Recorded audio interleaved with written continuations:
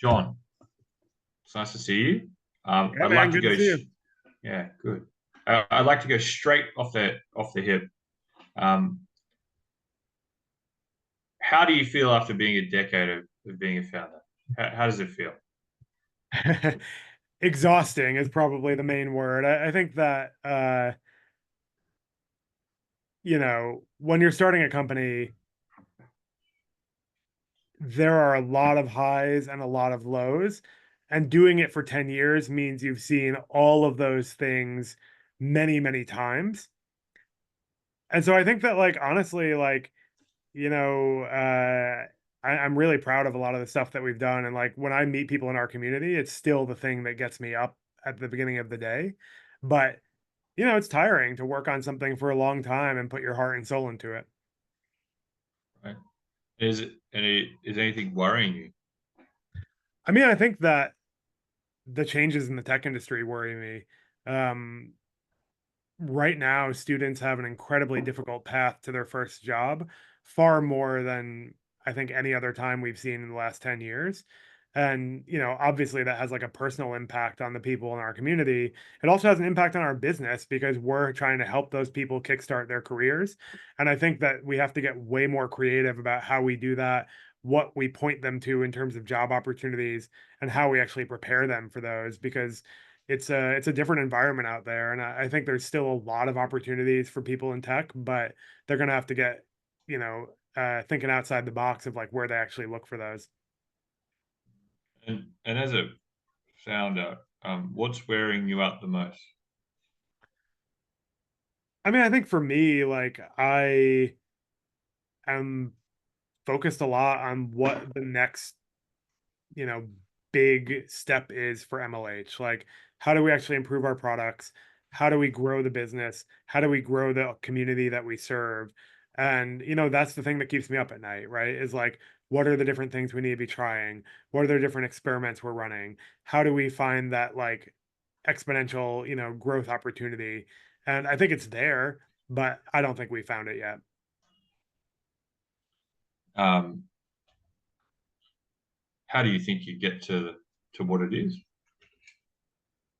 The way that we've always identified good products is by talking to our potential customers. Mm. And I know that sounds like a little reductive, but I have always kind of believed in this lean startup methodology, where Mm. if you can get someone to put their money where their mouth is and literally commit to a solution to a problem that they have, whether or not that solution exists yet, that that's the actual way that you prove out products and start building them in the right direction. And if you find enough of those people who have a similar enough problem, you know that's a product.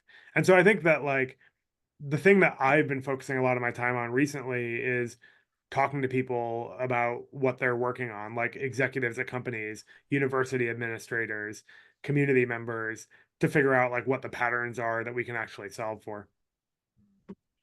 And MLH has a pretty impactful mission. It sort of ignites, for want of a better word, someone's curiosity that they can hack problems around Yeah. technology. Um, and you've just gone through a period of layoffs in technology and sentiment around careers, and um, you know as you go into these conversations, are people excited about employing these young people, or is it getting harder and harder to show your end clients that there's a lot of value in the current generation?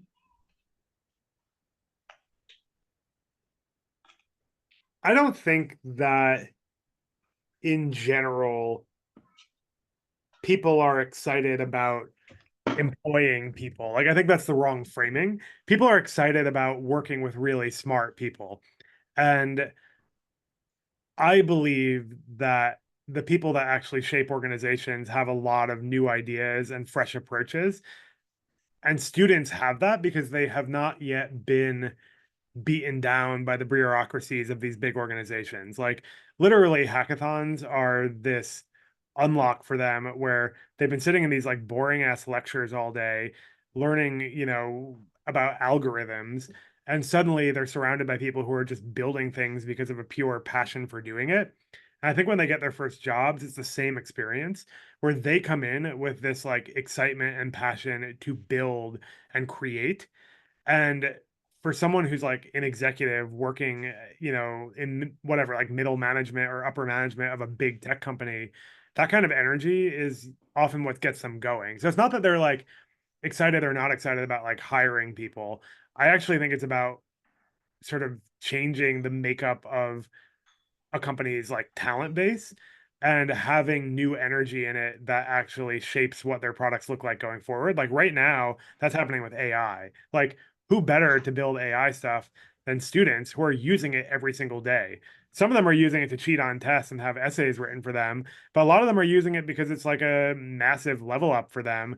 And I would argue that like the average engineer who's working a day job at a company has far less experience with those tools than someone getting out of college right now. Interesting. What makes you say that? I think that you don't have as much free time or mental energy to tinker as you get on in your career. You have a lot more responsibility, right? You have your home life, you have your job, you have your friends, college and whatever college alternatives there are kind of this unique time in someone's life where they don't have a ton of responsibility and they have a lot of free time and people around them who are just like doing interesting weird things and figuring out who they are as human beings. And I think that that kind of like mental freedom makes people more creative and more innovative. And as you sort of like get into the cycle of like, I go to my job, it's 9 to 5. I solve the problems my manager has set out for me. I spend time with my friends and family after work. Like, you have less time and space for that kind of like open-ended experimentation and risk taking. And, that's not a universally true thing, but certainly most people fall into that trap And that's really interesting. Have you fallen into that trap? at times. But I think the,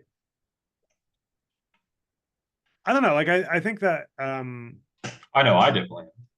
yeah, no, like, I'm thinking about it because I have a lot of hobbies that are not the same as my day job.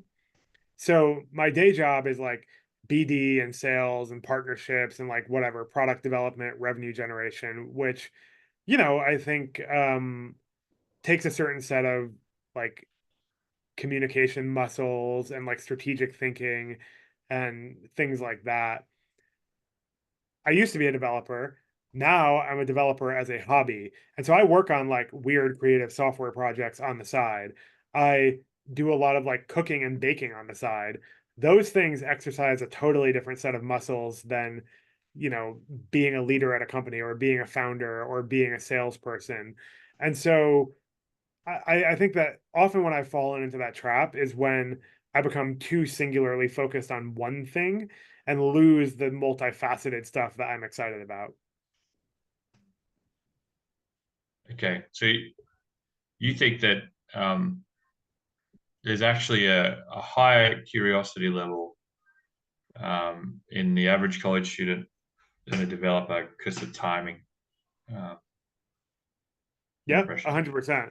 That's a good insight. So is it Major League Hackathon? Is it your 11th year this year in I operations? think I'm at like 10 and a half or something. Right. So like in 10.5 years, what's one sort of insight um, that happened that surprised you, either running the business or in the outcome of what you guys do? 'Cause that's a long time. I think something that continues to surprise me is how personally connected people feel to what we created. Um, it's one thing to go to a hackathon where it's like this big event, right? Like events have a lot of energy. There's a lot of people in a singular place. You feel it when you walk into that room. so it's one thing to go there and see that experience and be like, yes, people care about this. The thing that always surprises me is I constantly run into people at conferences, at meetups, like literally on the subway in New York, random strangers who still, sometimes 5 or even close to 10 years later now, say that what we created changed their life. And that's not surprising to me because I know the impact we have. What's surprising to me is that it lasts with them for that long. Like I was literally at a tech meetup the other day and I Mhm. walked in the door and the first person I had a conversation with, total stranger, saw my name tag and he was like, "Holy shit, MLH, that entirely changed the trajectory of my career back when I was a student 8 years ago." And for people to have that kind of reaction and that kind of memory of something that you built is like really powerful, but it's surprising that people, still remember it even when they are very, very deep in their careers. And how I, did that change when someone said that to you? How did that change your day? I mean, who doesn't love to hear that, right? Like, I mean, that's the heartwarming thing. I immediately messaged the rest of the team though, and I was like, yo, I just had this interaction at a meetup. Like, that was incredible. And Mm. I think that there's a lot of businesses that make a lot of money and don't have a lot of individual impact on people. And, our goal is to do both, right? Like we want to build something huge and sustainable and financially successful while literally changing people's lives. And you got to have both pieces. Like I still find that like hearing those stories and like having those interactions with people, whether they're current or past community members, is the thing that gets you through like that exhaustion and all of the ups and downs of running a startup. Because every startup has that, but not every startup has the impact. Okay. Um, that's interesting. It's a That's probably happened tens of thousands, if not more times now. It totally has. And uh, like the community is big enough where we've probably never met and maybe never will meet all of the people that we've had an impact on. Mm. What a powerful thing. Yeah. Where does when you talk about the community versus customers, you have a very different intensity, which is, I think, very genuine. When did your intensity start? If we go zoom back before John became a developer, where did you become this very passionate guy? Where did it come from? I mean, if we're going back to proto, Wherever it started. yeah, man, like fetal John, getting some kind of weird intensity about tech. No, I mean like uh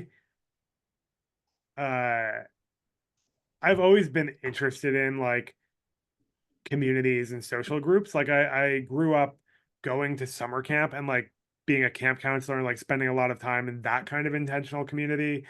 I Why did you do that then? Why did I go to summer camp? I mean, at first my parents, sent me there, but why did I want to work there? Like I think um there are some parallels to MLH, but the thing I realized is that when kids are growing up, they're in, for the most part, very heavily structured environments. They're in Hmm. school, they're in after school activities, they're at home. And for most kids, summer camp is the first place where they ever get to like go about their day to day without their parents there for extended periods of time. So Right. like I was at sleepaway camp. They have a bunch of 8-year-olds who have never been away from their parents before for more than like a sleepover one night, and they're there for 2 weeks, and like they have to figure out like how do they get comfortable in a new environment, but also like all of the social things that go along with that. Like who are their friends there? Who are the adults that they look up to? What things do they enjoy doing when no one's telling them what to do? And I think that's a really unique experience. And I believe really strongly that like it's important for kids, but I really enjoyed being part of creating that. Like being able to like come up with wild ideas and like have 108-year-olds go nuts over them. Like it's pretty fun, but it's also What was one of your wild ideas for sleepaway camp? Oh, dude, we used to do all sorts of weird stuff. Like one thing that was really popular is we would have the kids build cardboard boats. So you get a bunch of like leftover cardboard and boxes and duct tape and like flags and like all sorts of stuff. And they have to build boats and like race them in a lake. And like 90% of them sink, which is hilarious. But whether or not they sink or not, like they've spent a week building this thing. And they argue over it, they have fun with it, they like draw funny like mascots and stuff. And it's just this like totally, I don't know, like joyful experience. Was that your idea to build the boats, or was it someone else? I honestly don't even remember, but like I certainly was one of the ringleaders for it. Right. Was that what was your? It sounds like sleepaway camp was a foundational moment for you. How old were you when you were doing that? When I first went, I think I was like 7 or 8 years old. So you went yourself, Well, yeah, I was a kid, I was a camper, but I started working there when I was probably 15 or 16. right? Yeah. Okay. I got two questions. What was it like going there yourself at 7? All right. So, I mean, I That's a big time away for a young person. it is, but I had been to this camp before because my parents had been involved with it when I was growing up. And so it like felt like a very comfortable environment for me. Yeah. Um, but I also was kind of I don't know, like precocious kid. Like I had a nickname there. All the staff called me Little Man because I kind of acted like an old man, like an adult when I was 8 years old. Um, and my younger brother says I was kind of bossy, so maybe I was a little bossy to the staff too, but I was definitely not a shy kid in that at that time. Mm. Yeah. Okay. And it sounds like it was your first time of being involved in like a hackathon. Even that boat scenario is it's a bit of a hackathon. It is, and I think that I always seek out experiences like that. Like I have done a lot of things that are sort of like revolve around the idea of like building something from nothing for an arbitrary reason. Like summer camp is definitely one of those. There are many others, and I'm attracted to that kind of intensity and creative exercise. Was that your? Do you remember your first hackathon? I do. So funny enough, I uh, What was it? yeah, like I had always been into coding. Like as far back as I can remember, I loved computers, I loved coding, I loved like making stuff. I went to college for computer science and immediately switched majors because I hated computer science class. Um, and so I switched into history because I was like, yo, I like working with kids. I like teaching. Like maybe I'll be a high school history teacher. Um, After like a year of studying You really history, were an old man. I know, like I didn't have like the elbow patches or anything, but like not far off. Um, yeah, I got uh after working at camp one summer, I came back and I got mono. Oh And wow. I just felt like, yeah, it's like it's not life threatening, but I felt really crappy all the time. And so I Yeah. decided to take a semester off from school. And so I went home, and like maybe after like a month and a half, I felt better. And I was bored out of my freaking mind because I was in my hometown and all my friends were gone at college. And so I went on Craigslist and like just started looking for part-time jobs to take so I could have something to occupy my time. And it turned out that there was a ed tech startup a block from my parents' house in suburban New York, which on its own is really weird. Um, I applied like sight unseen on Craigslist. It was a PHP developer job, and they offered me an interview. I went in. I remember like going into this office and I like put on like this baggy suit because I didn't really like have another, like professional clothing to wear. And everyone there was wearing t-shirts and jeans. So like I really didn't know what a startup was or like what any of that was like. But I got the job there. I started working there. And a guy there who's kind of been a lifelong friend and mentor since then had started going to some of these like hackathons and meetups in New York City, which was like an hour away from where I grew up, basically. And he kept inviting me, and I kept saying, no, that sounds like a terrible idea. I don't want to do that. And eventually he kind of like badgered me into going.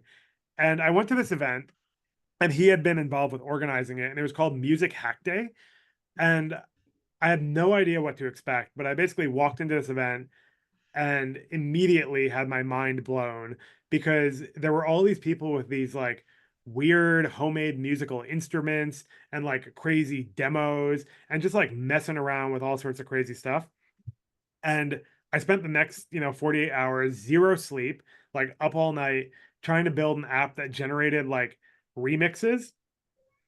The music sounded terrible, like the remixes were really bad, but I don't know, like for me, it was just like this light bulb moment where I was like, holy crap, like developers are more than I thought they were. Like I definitely had this conception going into it that most developers like sat in, an office park and hated their lives like Dilbert, right? And like this was all these creative, interesting people, like musicians, artists, programmers, like all coming together to build stuff.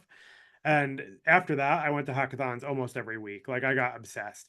And it's funny because like Swift and I, when we talk about this and talk about our backgrounds, like have some similar origin stories, but like we both found this thing that, you know, changed our worldview, right? And that's a really What powerful. what was it that you saw? Like you guys saw something at these things. Like you didn't just use it to become a developer. You sort of understood something deeper that was either missing. Like what did you see? Do you The know? thing that I saw was that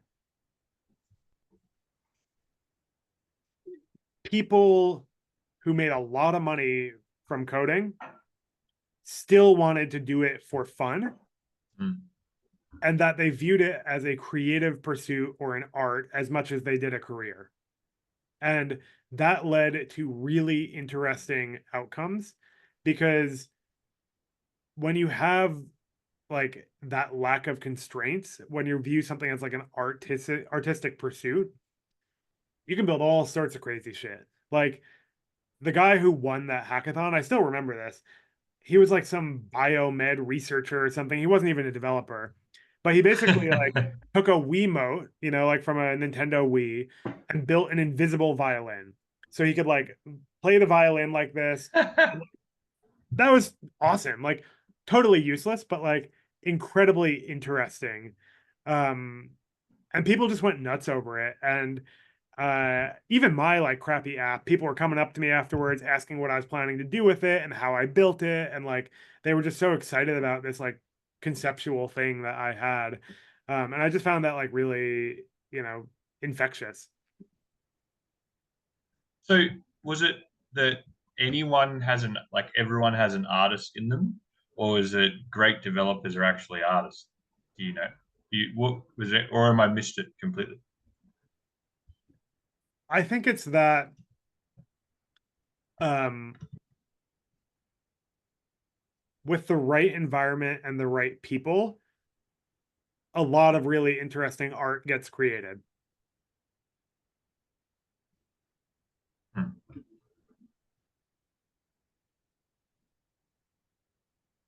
And like When finding those kinds of spaces where that much creation happens in a short period of time is incredibly rare. and is that have the ideas gotten more creative or less creative or stayed the same as you run thousands of these hackathons now? I certainly see more patterns, but it doesn't matter because for the people who are experiencing it, they're having that same experience I had when I went to my first hackathon. So like it doesn't matter what my view on it is because we've now basically taken that thing that shaped our lives and scaled it where hundreds of thousands of people can have that same experience that changes their world. Fascinating. And just to maybe to get a little pointed and a little bit just a step to the side. You've had this old man analogy.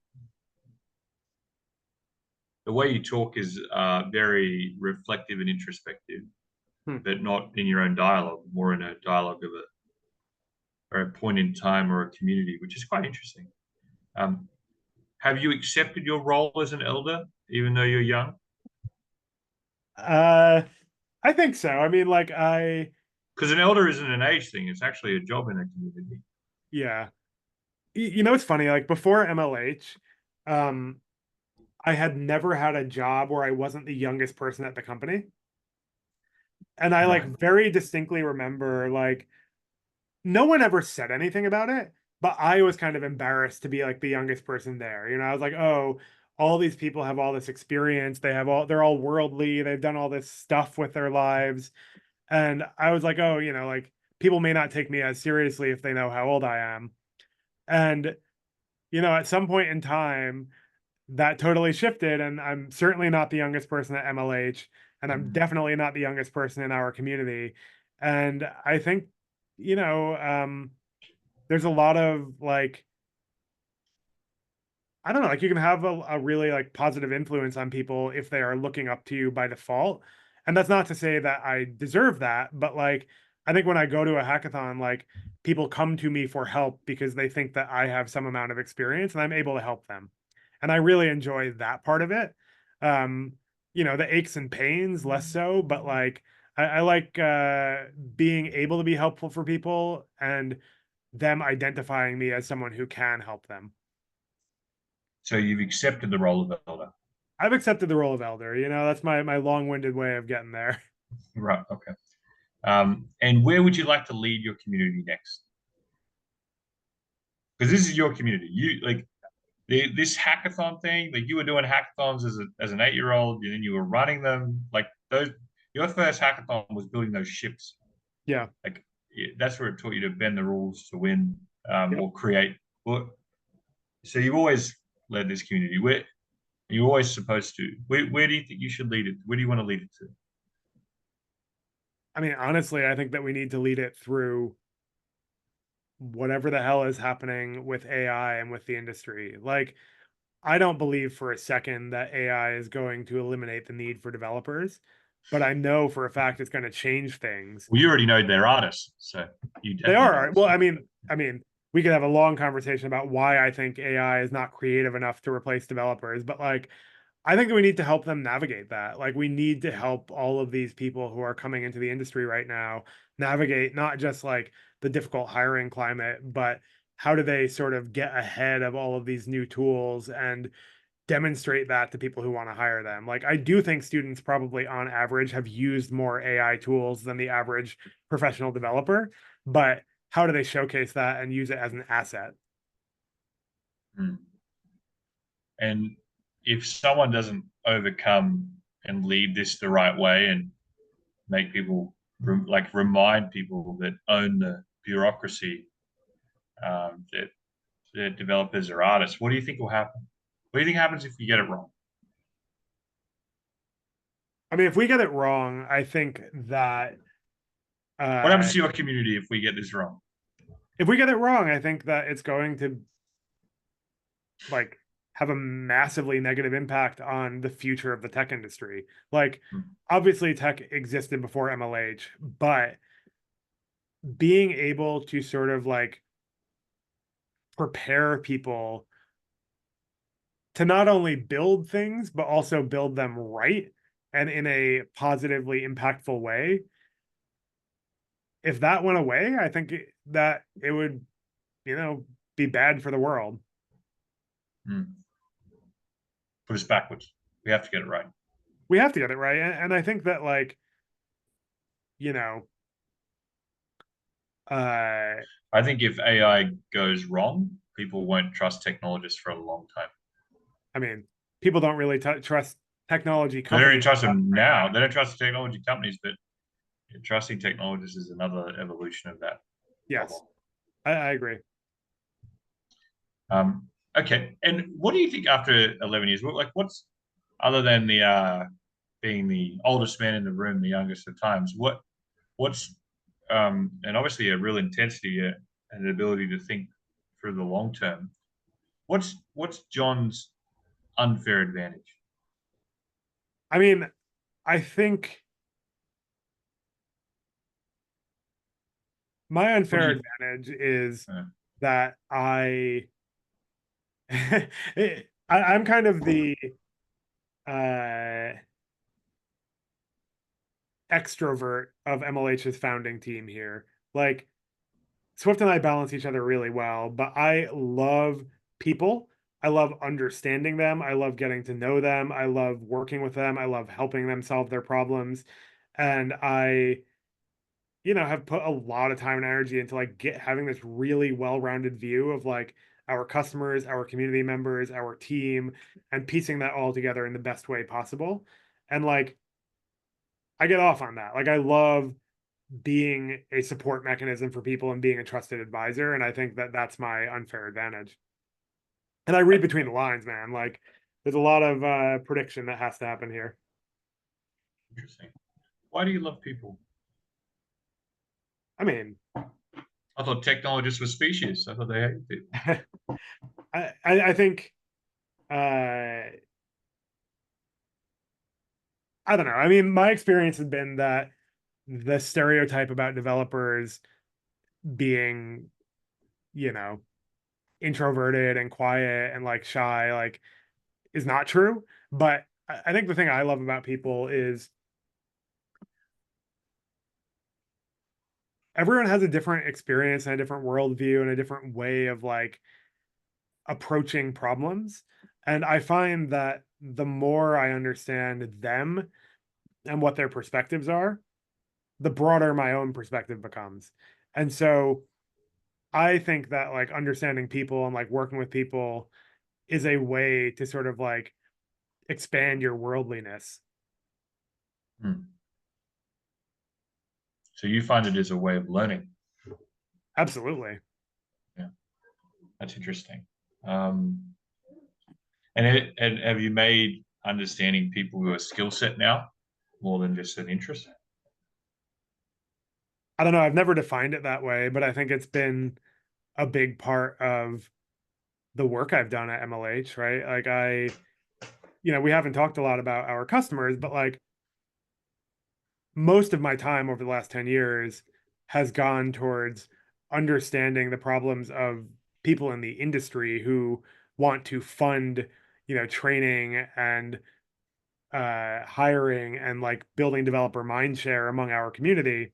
And in order to like get to a point where we could even ask them for money in the first place required a very deep understanding of what they were going through, how their organizations worked, who these people are. And so I think it's been an asset. I don't know like how I would break that out as a standalone skill, but it's definitely something I've put a lot of time into. That's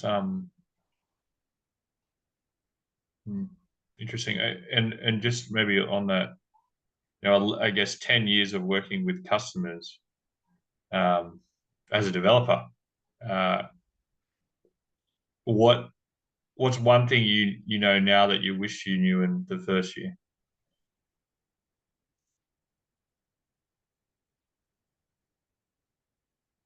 Hmm, that's an interesting question. I wish that I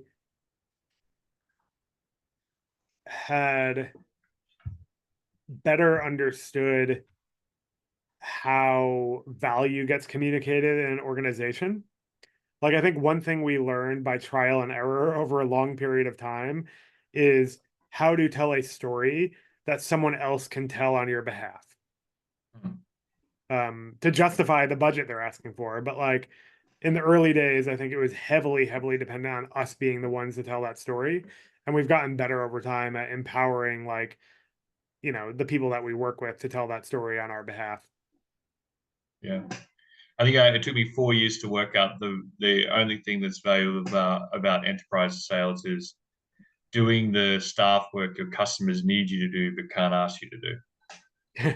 Yeah, I have definitely been there myself. Yeah. Okay. Um, well, it's a pleasure talking to you today, John. I hope you really realize it's very rare that someone for so long does something so noble. I do try to reflect on that. Mm. And I hope the people around you um, see that and you're in one of those rare positions where the scale of it is so big now, um, that some people might never know who you Yeah, I would be are. thrilled if that was the case.